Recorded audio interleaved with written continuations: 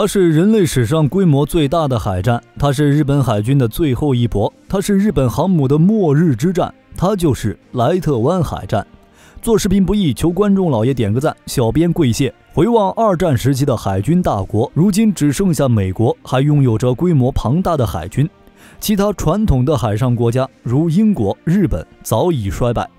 英国皇家海军在二战后因为失去了世界经济核心地位，只得将自家舰队一点点肢解，但同英国的自废武功相比，日本海军就消亡得很惨。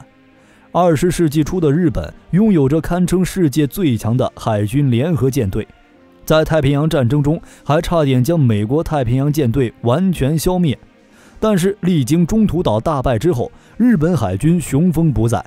最后在1944年的莱特湾海战中彻底灭亡。1944年可谓是日本的绝望之年，但就在这种四面楚歌的情况下，出于美军登陆菲律宾在即，马来之虎山下奉文狂妄地立下军令状，认为只要海军能够夺取制空权和制海权，凭借自己在菲律宾的10万兵力，就可以让美军有来无回。当时的日本联合舰队司令丰田富武也同意这项作战计划，因为丰田富武认为，一旦美军占领菲律宾，庞大的日本联合舰队就会因原油缺失而只能趴窝等死，所以与其被动等死，不如主动同美军最后一搏。1944年10月20日，美军在菲律宾莱特岛登陆，日本联合舰队则从日本和东南亚的文莱出发，分路前往莱特湾海域。丰田富武的作战计划为小泽治三郎中将率领以3艘航母瑞凤、瑞鹤、千岁、千代田为主的特混第3舰队充当诱饵，负责把美国太平洋第3舰队从莱特湾引出来。由栗田健男中将率领以5艘日本国宝级战列舰大和、武藏、长门、金刚、真名为主的中央舰队，负责直接突入莱特湾，消灭剩余的美军舰队和登陆部队。最后是西村祥治中将率领的以扶桑、山城号战列舰为主的第5舰队，担负起在莱特岛外围伺机进攻美军的任务。此次作战行动，日本海军可谓是倾巢而出，但是主力战列舰的吨位就在7万吨左右，就算是放在如今的各国海军里，也依然是怪物般的存在。但如果只看吨位的话，这次行动的日本海军可以说非常强大。不过二战的历次海战早已证明了，大舰巨炮已不适用于航母时代，战列舰已经被时代所遗弃，而此次日本舰队依然是以战列舰为主力，可以说已经为战败埋下了伏笔。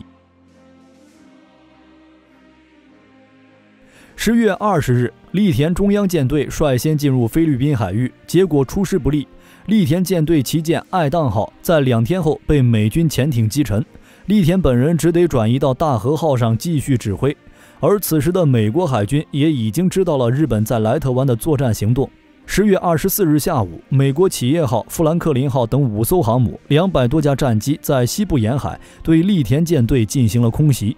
而以战列舰为主的日军中央舰队根本没有战机护航，只能依靠舰载防空炮阻止空袭，但这无异于鸡蛋碰石头。很快，武藏、大和、长门均身中数弹，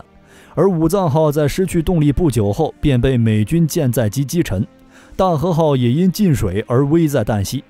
栗田健男见情况不妙，只得下令舰队撤出战场，而武藏号则永远地留在了西部沿海。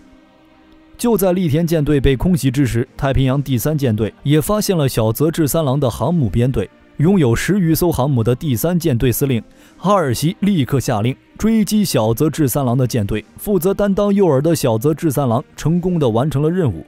而就在10月25日，诱饵舰队的作战目标成功实现之时，小泽舰队就向栗田舰队发出了诱饵成功消息，但溃退的栗田健男却没收到。因为在同一天，重整旗鼓的栗田舰队在菲律宾萨马岛海域发现了美军舰队，栗田健男却误以为是美军主力舰队，但其实这是一支美军的护航航母编队，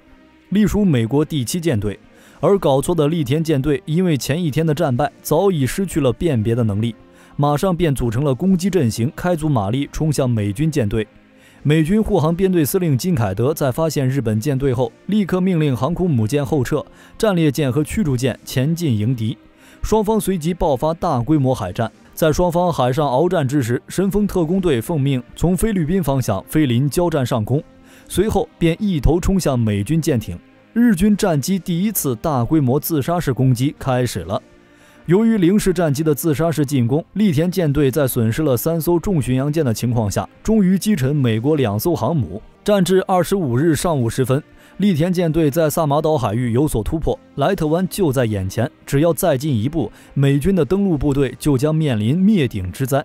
但就在这时，栗田舰南因为不知道哈尔西舰队已经被吸引出莱特湾，认为参战时间越长，遭到美国强大空袭的可能性就越高，所以不顾部下反对，下令舰队向北撤离战场。日本舰队也就此失去了在莱特湾消灭美国登陆部队的机会。而得不到栗田舰队消息的小泽治三郎只能选择主动迎战。日军仅凭数十架飞机进攻美国第3舰队，这和拥有1000余架飞机的美军舰队相比，其结果早已没有悬念。